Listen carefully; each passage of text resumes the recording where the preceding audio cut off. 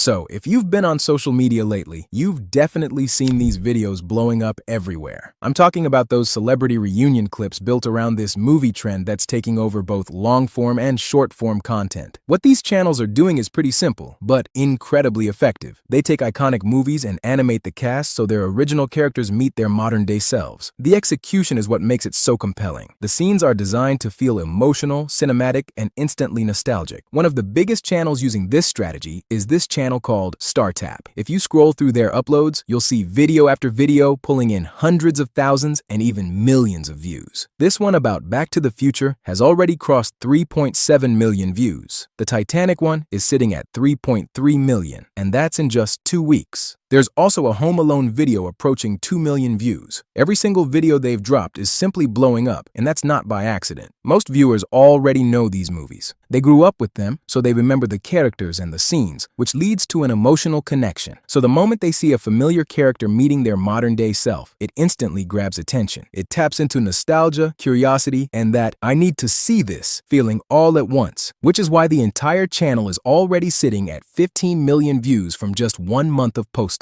And they're not alone. Another channel recently jumped on the same concept. Their very first long-form upload passed 1 million views in 2 weeks. And this strategy doesn't just work for long-form content, it performs just as well in short form. Some of their shorts are pulling in millions of views too, which is impressive for a channel that only started in November. The good news is that these videos are created with AI, which means that with the right prompts and some patience, you can build out the scenes and create similarly engaging videos. So in this video, I'm going to walk you through the entire process step by step. And as usual, I've also put together a Google Doc with one master prompt that can help simplify the entire process. You can find the link inside my Skool community or on Discord. Links to both communities will be in the description of this video. Now, once you've opened the document, copy this master prompt and head over to your favorite text generator. I'm using ChatGPT here, but you can use any text generator you prefer. You don't need to do anything out of the ordinary. So simply paste the full prompt inside the text area and hit enter. What this does is that it'll carry you through the entire process from finding the right movies to creating thumbnails. So you'll notice that it started with the step 1, where the AI automatically pulls a list of interesting, iconic movies and present them to you. As you can see, it's provided a selection of major titles. Popular movies like The Matrix, Titanic, Back to the Future, Jurassic Park, Harry Potter, The Lord of the Rings, Star Wars, and more. These are globally recognized films with massive built-in audiences, so you can confidently choose any of them. The titles are formatted, so you can copy them directly and use them as your video titles. Now, if you scroll to the bottom of the response, you'll notice the AI asking for the next step. It gives you clear options. Select a movie from the list, request another batch of suggestions, or type in your own movie if you already have one in mind. In this case, I'm going with the movie Titanic. Paste it in here, and the AI will immediately generate a full character list for the project. You'll see major cast members from Leonardo DiCaprio and the rest of the core ensemble. It's actually provided 14 characters to work with. If you want your video to be longer and more detailed, you can expand the cast. The prompt is designed to handle anywhere from 8 to 25 characters. If the AI gives you fewer than you'd like, just scroll down. It will ask you to confirm the cast or suggest edits. At that point, you can simply respond with something like "add 4 more," and it will instantly generate additional characters to include in the project. Each character is clearly listed with both their movie character name and the actor's real name. Once you're all right with the number of characters, it's time to move on to the next step, which is generating the detailed, scene-accurate prompts. Now, this part depends on your strategy. Some channels stick to a single iconic scene and use it for every character. Others rotate between multiple scenes in the movie to add variety. It's completely up to you. If you tell the AI to proceed, it will generate several scene options for you. In this case, it produced 5 scenes. I kept it at 5 because you don't really need unique scenes for every single character in the movie. Just a handful or even one is good enough to get the job done. You can review them and decide if those scenes are the exact ones you want for your videos. One thing you'll notice is that the AI has generated image prompts for those scenes, but simply copying them into your favorite image generator doesn't really work. You could end up with scenes that vary a bit from the original ones. Instead, search for that exact scene on Google, then download and use it as a reference. This helps guide the AI in generating something close or even identical to the original. Viewers need to recognize the scene instantly so they can better relate with it. The goal is to create something very close to the original for that emotional pull. Once you have the reference image, it's time to actually generate the scene yourself. Now, tools like Whisk have limitations, especially especially when it comes to creating popular characters and even scenes. And since that's what this niche mostly revolves around, you'll need to use a tool that's flexible enough with their restrictions. So what you can do is use tools like Grok or Nano Banana Pro. Those are generally able to handle these kinds of generations without constantly blocking you. In this case, I'm using Nano Banana Pro inside Higgsfield. This video is not sponsored, by the way. Their tool just works great for this specific niche. First, I'll paste the prompt by itself and test it without any references, just to see what it produces.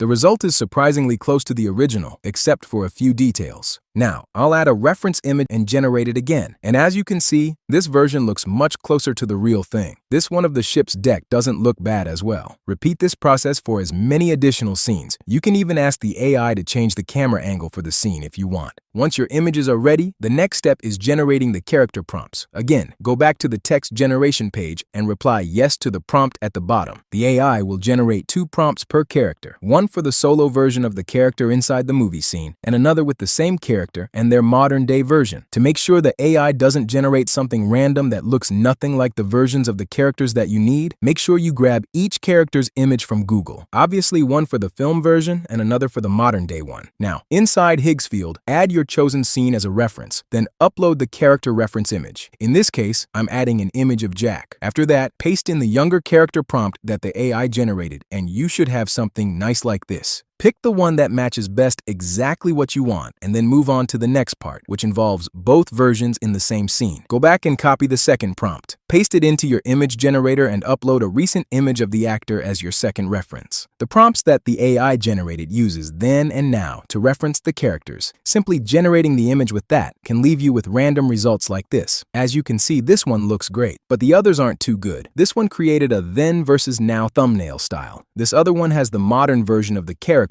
wearing an old outfit, which isn't exactly what we want. So to avoid this, make sure you replace the then and now references with something simple like character in image 1 or character 1. And where it says now, change it to character in image 2 or character 2. Simple as that. You'll immediately notice the results are far more consistent. No weird overlay text or wardrobe confusion. Just 2 properly referenced versions of the character interacting naturally in the scene. Repeat this exact process for every character you're including in your video. Once all your character images are ready, the next step is animating the images. Tools like VO3 refuse to generate clips with known characters, which is why they quickly block such requests. Instead, you should use Kling AI or maybe Grok. Kling AI's latest version 3.0 is pretty cool, so make sure you select that inside Higgsfield. Now you need to upload a start frame, which will be the image of the lone character, followed by the end frame, which is the image of both characters. For the prompt, simply add something simple like this. I've pasted the exact statement in the prompt document, so feel free to grab it. The duration depends on your preference, but Kling 3.0 can create up to 15-second clips. Now, take a look at this result. The motion feels very natural, and this could actually pass for the real thing. But in case it doesn't look right, feel free to regenerate. The second thing you need is to create the transition from the character's meeting to the next one. You can do this in 2 ways. First is using a transition prompt. This is how that works. Upload your start frame, which in this case will be the one of both characters together. Then upload the end frame, which will also be that of the next character. Now paste this simple prompt, and the AI should get you a simple and nice transition like this. You can actually play around with that prompt. The second method is much simpler, and this is what many of these channels are doing. Switch to this Kling version, which includes built-in transitions.